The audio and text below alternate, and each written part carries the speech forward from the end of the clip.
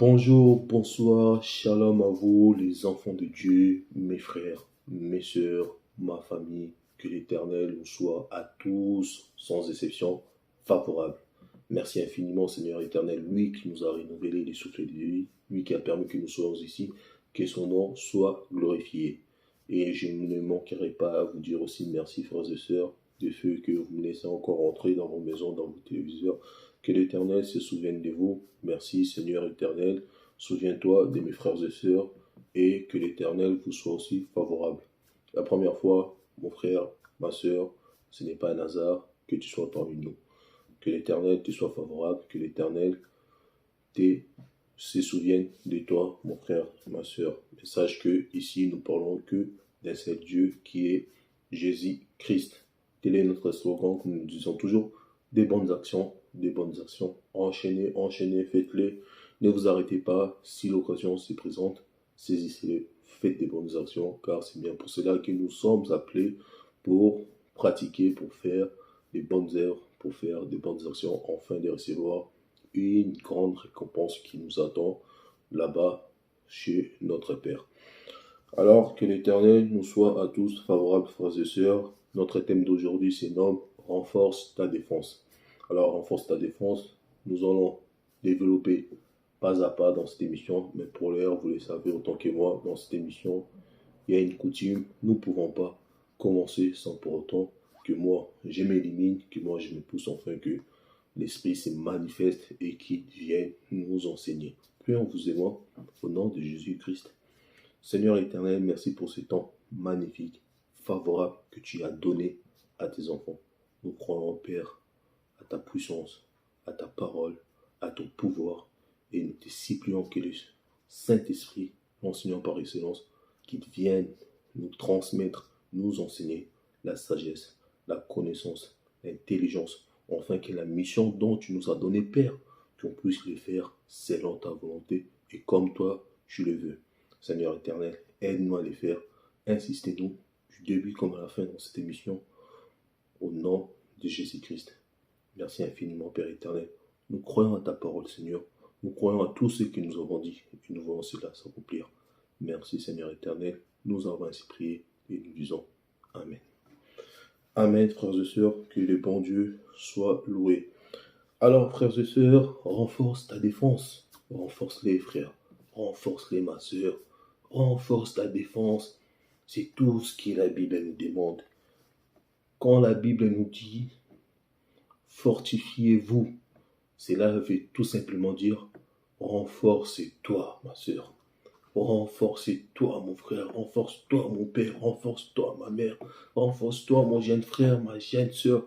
Renforce-toi. Renforçons-nous, mon frère. Car c'est dans la mission que le Seigneur nous demande, la chose que le Seigneur nous recommande, nous demande de nous renforcer, de nous fortifier. Alors, pourquoi se renforcer, frères et sœurs? Voyez-vous, mes frères et sœurs sont encore dans l'éperdument. Je dirais, mes frères et sœurs sont encore troublés. Pourquoi troublés? C'est-à-dire, ils passent tout leur temps à les combattre.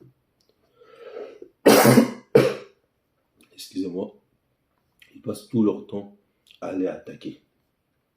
Certains même passent tout leur temps à aller lier les démons. D'autres passent tout leur temps à aller chasser les démons. Alors moi, je pose des questions. Aujourd'hui, tu attaques. Demain, tu attaques. Après-demain, tu te reposes. La semaine prochaine, tu reprends. Entre-temps, là, les temps que tu n'as rien fait. Qu'est-ce qui s'est passé? Aujourd'hui, tu attaques. Demain, tu attaques. Mais toute ta vie, tu fais qu'attaquer, frères et sœurs. C'est pas ça la vie d'un chrétien. C'est pas ça. Ou d'une chrétienne, c'est pas ça.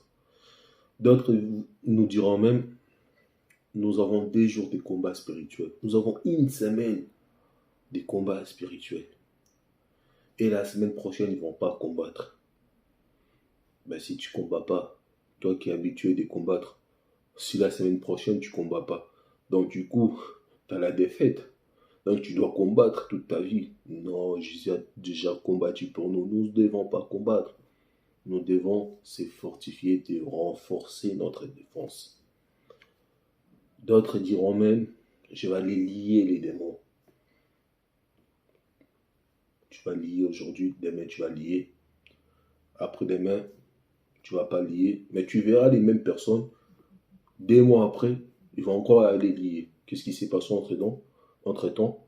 Les démons en question, ils s'est relâché des chaînes pour revenir. D'autres vont aller encore chasser les démons. Chasser les démons. Pourquoi vous chassez les démons? Parce que la Bible nous dit, vous chasserez les démons. C'est pour ça que je chasse les démons. Le matin, il va chasser. Le soir, il va chasser. Mais dans ta maison, il y a toujours des démons qui viennent. Tu chasses et ils reviennent. Tu chasses et ils reviennent. Non, non, non. Non, c'est pas la bonne nouvelle, frères et sœurs. La Bible nous dit, allez prêcher la bonne nouvelle. Ça, c'est pas la bonne nouvelle. Je suis conscient que certains, c'est encore très difficile d'ouvrir leur cœur, de croire à l'évangile de la grâce. C'est très difficile. Parce que les frères comme les sœurs qui sont parmi nous sont, pas tous, mais certains, c'est des habitués des credos religieuses. Donc, ils sont habitués dans des pratiques religieuses. Donc, pour eux, croire seulement, cela ne suffit pas. Donc, ça, je comprends. C'est un peu toute une histoire, mais je comprends. Mais écoutez avant d'en juger ou avant, prenez un temps de réflexion et demandez à Dieu si ce que moi je dis ou ce que d'autres frères disent, si c'est pas ça l'évangile, si on se trompe des choses que nous disons. Et Dieu qui parle, il vous parlera car nous sommes tous ses enfants, et il vous parlera, frères et sœurs. Alors, je disais, aujourd'hui tu vas combattre. Certains même vont y aller dire qu'on va laisser les mois de septembre dans la main du Seigneur.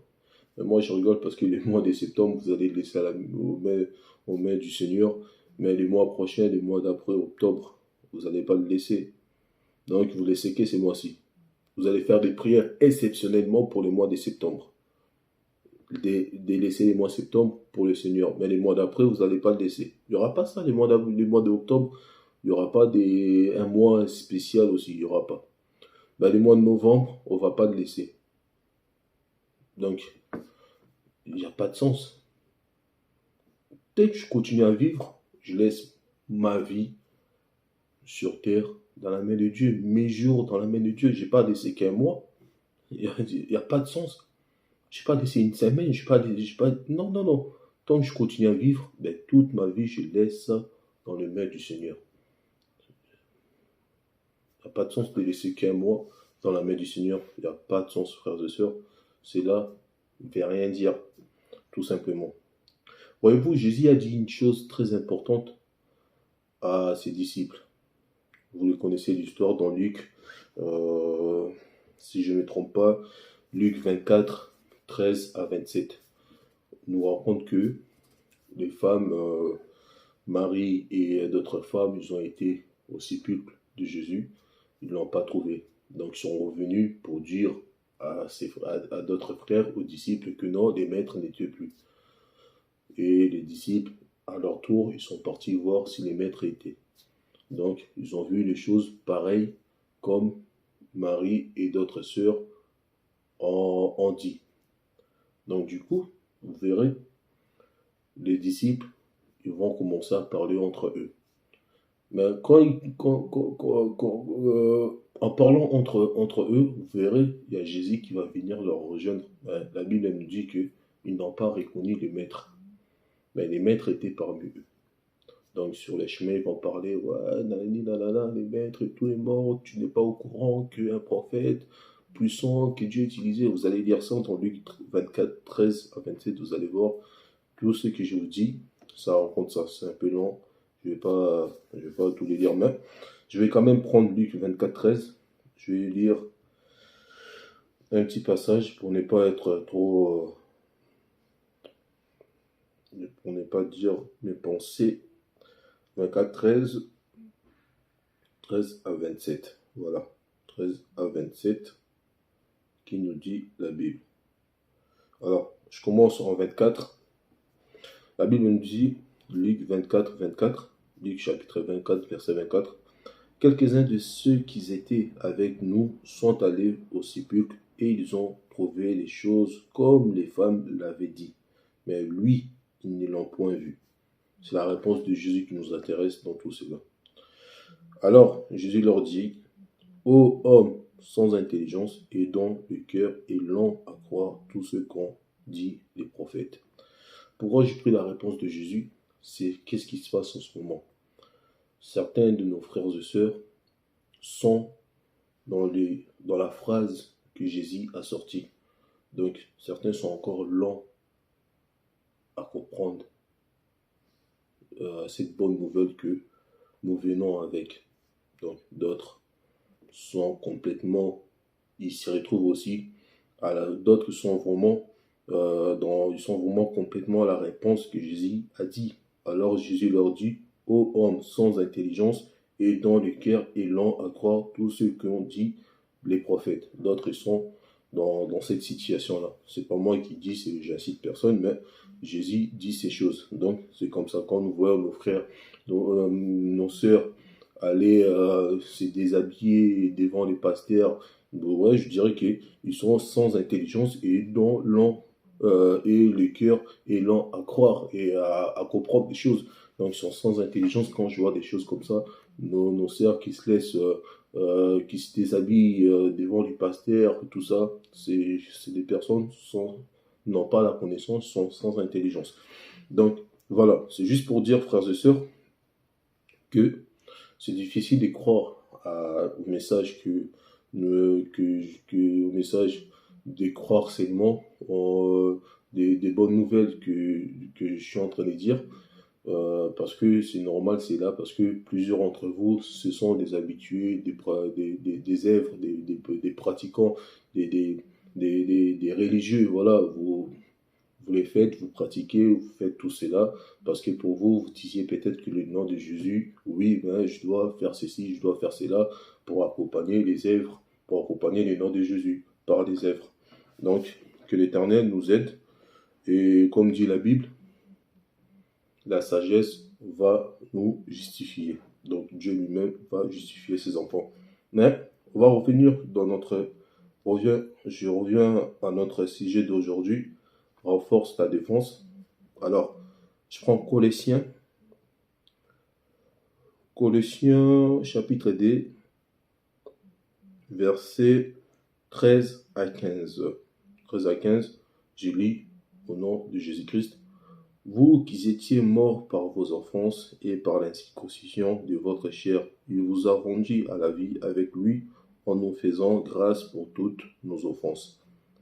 Il a effacé l'arc dont les ordonnances nous condamnaient et qui subsistait contre nous, et il l'a détruit en le clouant à la croix. Il a dépouillé les dominations et les autorités, et il les a livrées publiquement en spectacle en triomphant d'elles par la croix. Amen. Alors, frères et sœurs, je reviens à ce que je disais. Vous qui allez combattre, mais là, la Bible nous dit que Jésus a triomphé. Colossiens 2, verset 15. Il a dépouillé les dominations et les autorités. Et il les a livrées publiquement en spectacle, en triomphant d'elles par la croix. Tout cela, Jésus a déjà triomphé et tout est accompli. Jésus, lui, a combattu pour nous. Les combats spirituels, Jésus a combattu ces combats. Jésus a combattu. Aujourd'hui, toi, tu vas attaquer. Mes frères, mes soeurs, tu vas aller attaquer. Tu vas aller combattre. Tu vas aller chasser. Tu vas aller lier. Mais Jésus a déjà triomphé sur la croix. Mais toi qui vas combattre à chaque fois, qui vas insister dans les combats spirituels, une semaine, 2 semaines de combats spirituels, ben, tu remets tu remets en cause ce que Jésus a fait. Dans Colossiens 2, 15 nous dit, il a dépouillé les dominations et les autorités et les a livrés publiquement en spectacle en triomphant d'être sur la croix, par la croix.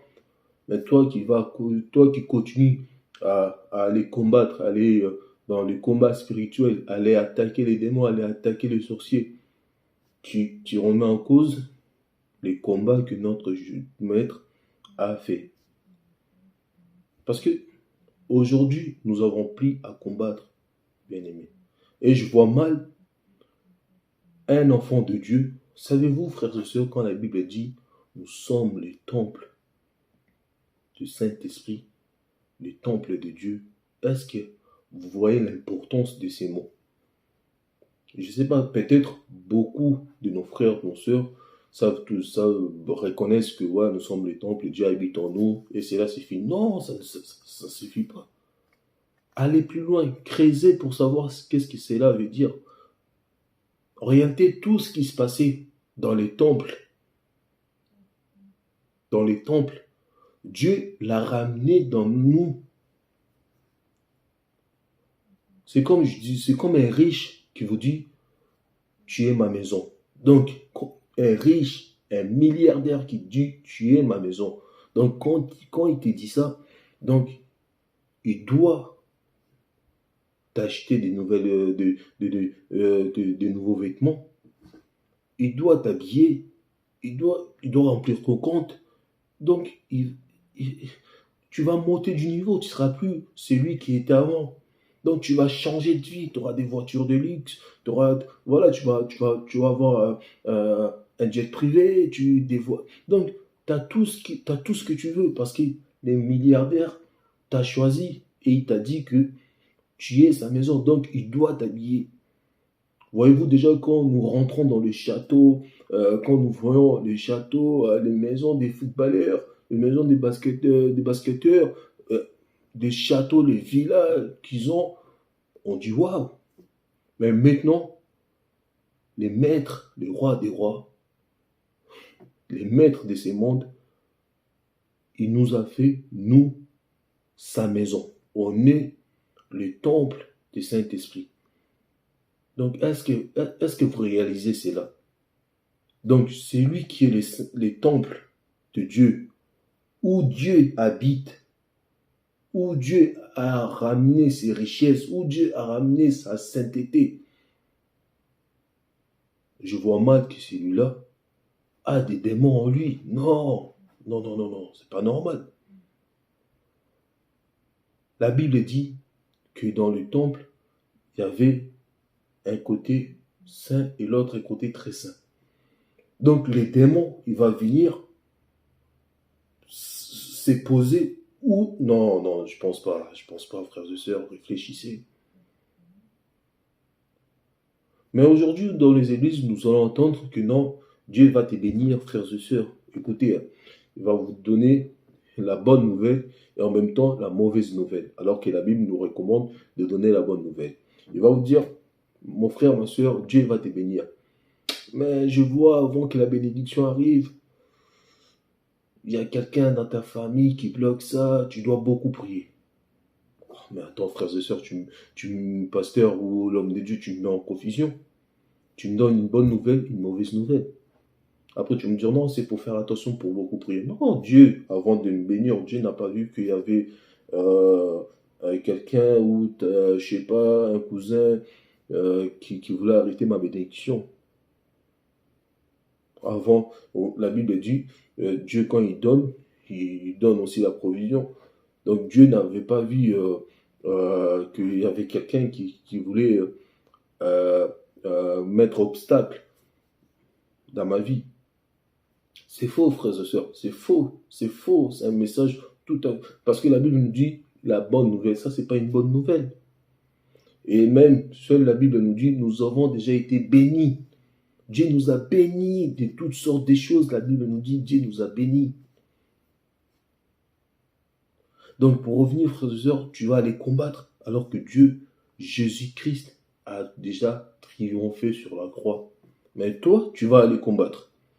Donc, on perd notre temps, tu perds ton temps à aller combattre, à aller chasser, à aller attaquer. Tu perds ton temps à ça au lieu de consacrer ton temps à te fortifier, à te renforcer, comme la Bible nous dit, frères et sœurs, fortifiez-vous. Cela veut tout simplement dire renforce-toi à quelque chose que tu as déjà. Renforce-toi, frères et sœurs. C'est ça que la Bible nous demande, de nous renforcer. Alors, Romains 8, 30.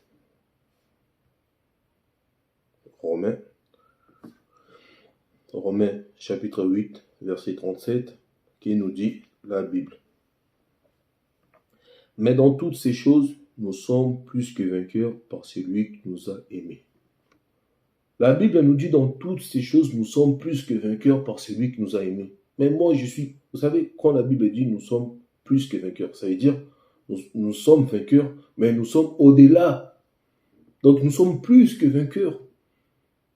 Mais nous le voyons, frères et sœurs, même la Bible nous dit, même la nature ne vous enseigne-t-il pas, un vainqueur, il attend que les adversaires, que les adversaires viennent lui combattre. C'est pas lui qui va aller combattre. Mais vous faites le contraire. C'est vous qui allez combattre. Au lieu que les adversaires, au lieu que, comment on les appelle, j'ai oublié leur nom.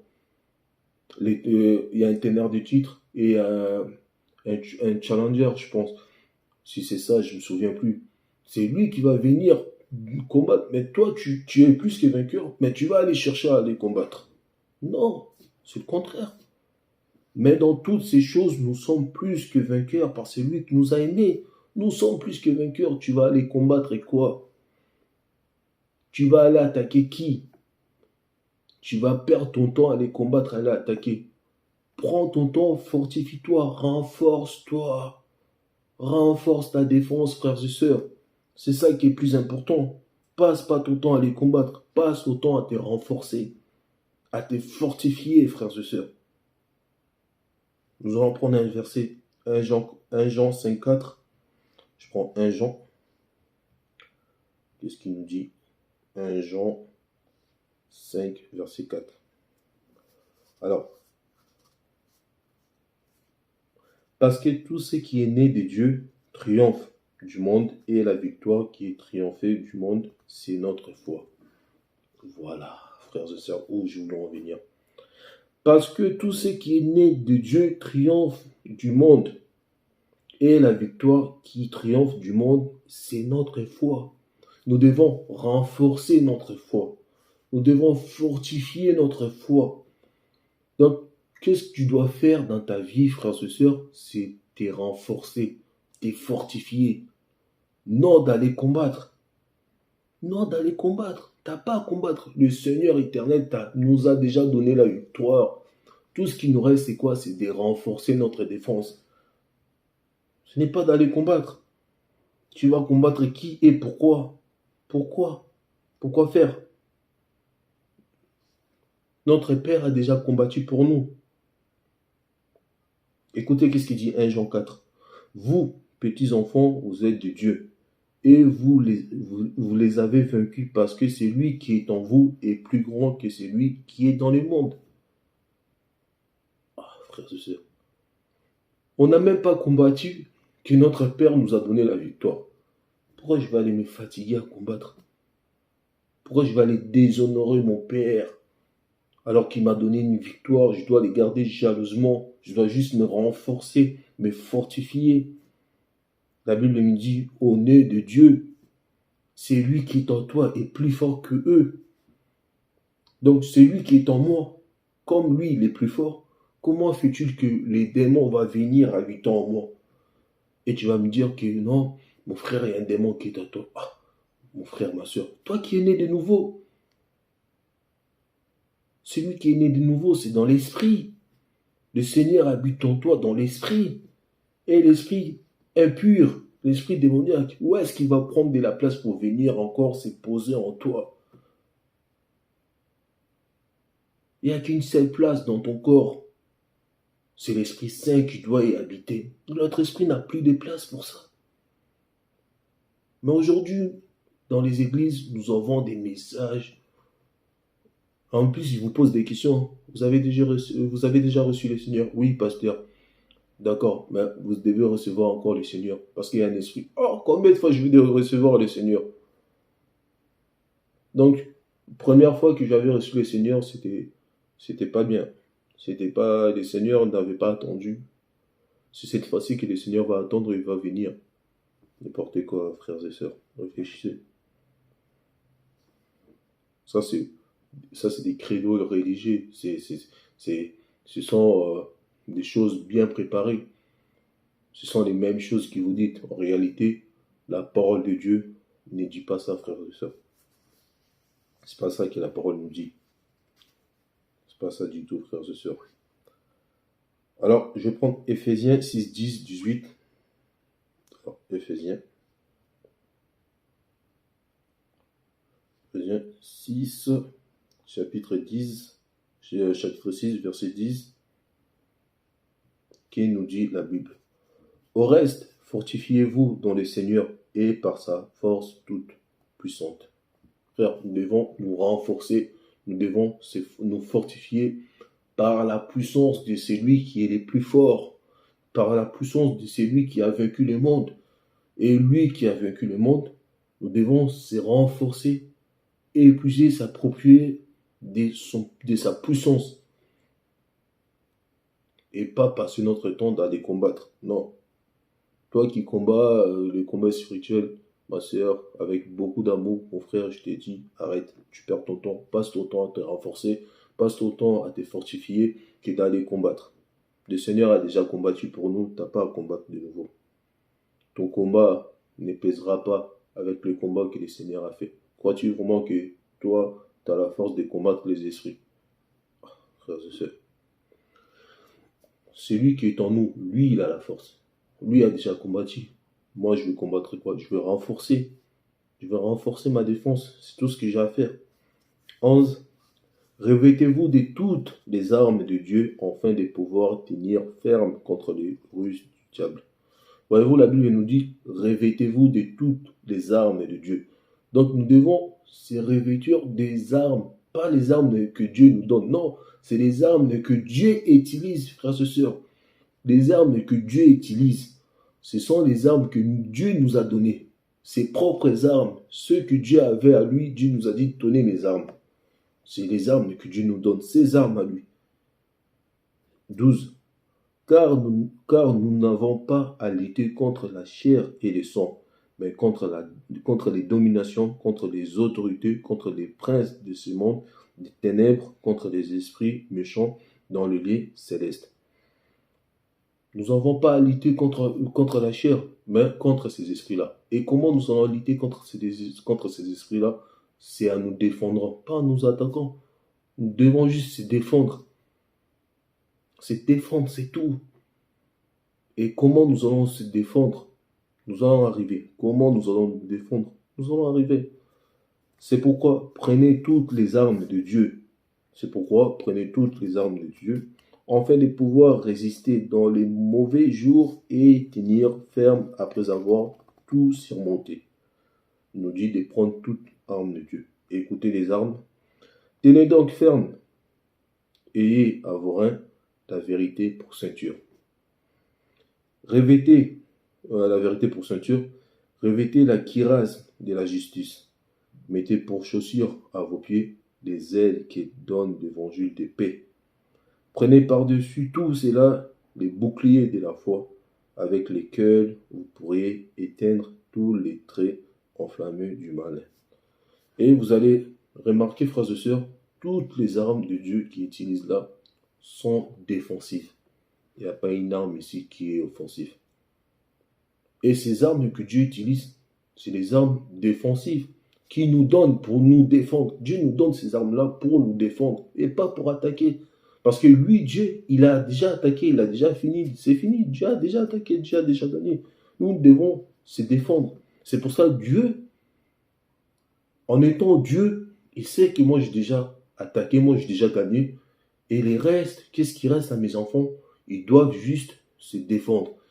C'est pour ça que je dois leur donner ces armes pour se défendre. Et non pour aller attaquer, aller combattre.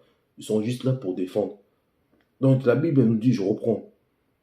Tenez donc ferme Et en vaudra, non, un peu plus haut.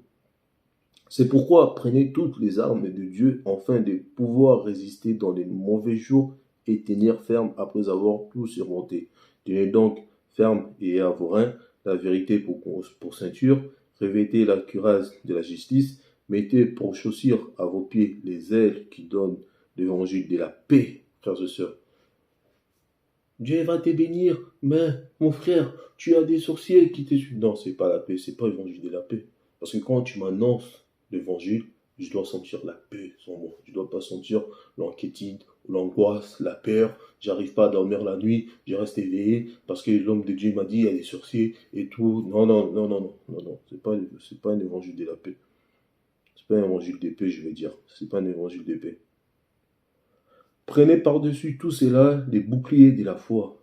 Les boucliers, c'est pour se défendre, frères et sœurs, avec lesquels vous pourriez éteindre tous les traits enflammés du malin.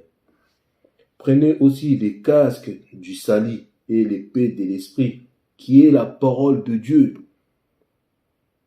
Faites en tout temps par l'esprit toutes sortes de prières et de supplications. Veillez à cela avec une entière persévérance et priez pour tous les saints. Frères et sœurs, Dieu nous donne ses armes. Et ces armes-là, nous avons vu, il y a l'épée comme prière, il y a les casques que Dieu nous donne, il y a quoi d'autre? Il y a les chaussures, l'évangile. Donc nous avons l'évangile, nous avons la prière, la parole de Dieu. C'est ça notre défense. Nous devons se défendre comme ça pour résister au diable. Et c'est lui qui résiste, c'est lui qui a une grande défense, qui a une défense de fer, une bonne défense. Mais c'est lui qui n'a pas de défense, celui-là ne peut pas résister. Car la Bible nous dit, résistez fermement et le diable s'enfuira loin de vous. Mais pour résister, il faut avoir une bonne défense. Et la défense, nous l'avons comment la défense?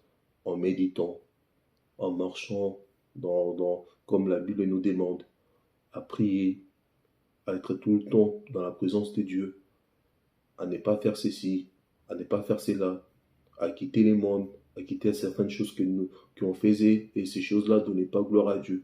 Donc à marcher selon la volonté de notre Père. Tel est notre frère Paul, il dit, si je vis maintenant, ce n'est plus moi qui vis, c'est Jésus, c'est Christ qui vit en moi.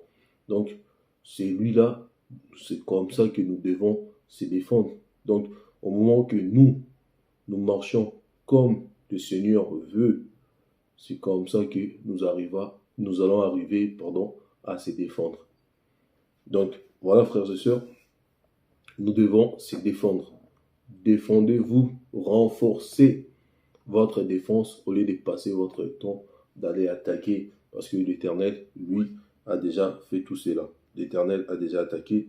L'Éternel, il a déjà gagné ce combat. Nous avons pu aller attaquer ou aller combattre je ne sais pas quoi, parce que notre Père, lui, a déjà fait tout cela. Donc nous devons juste renforcer, frères et sœurs, renforcer notre défense, et c'est tout ce que les pères nous demandent, c'est de renforcer la défense que nous avons. Et je vais prendre les derniers versets en Ésaïe 41, la Bible nous dit, « Ne crains rien, car je suis avec toi. Ne promène pas des regards inquiétants, car je suis ton Dieu, je te fortifie, je viens à ton secours, je te soutiens de ma droite triomphante. » Donc, de sa droite triomphante. Donc, Dieu a gagné. Dieu a déjà gagné. Et Ésaïe nous dit, ne crains rien, car je suis avec toi. Et David dit, même si je marche dans la vallée de l'ombre de la mort, je ne crains rien, car tu es avec moi. Qui est avec toi? Le vainqueur. Donc, nous avons le devoir de nous renforcer, de renforcer notre défense. Les armes que Dieu nous a données, les casques, les chaussures, l'épée, ce sont là notre défense. Nous devons, mettons, les renforcer, se fortifier dans la foi, et non aller perdre notre temps d'attaquer, d'aller lier, d'aller chasser, d'aller combattre. Nous ne devons pas faire ces choses-là. En tout cas, que Dieu vous soit favorable. Merci infiniment à lui, le seul et unique, l'Éternel Dieu Tout-Puissant, qui nous a conduits du début jusqu'à la fin. Au reste, je vous dis merci de m'avoir écouté et attendu. Que l'Éternel vous soit favorable. Je vous dis à bientôt si cela pleut à notre Dieu Tout-Puissant. Merci beaucoup.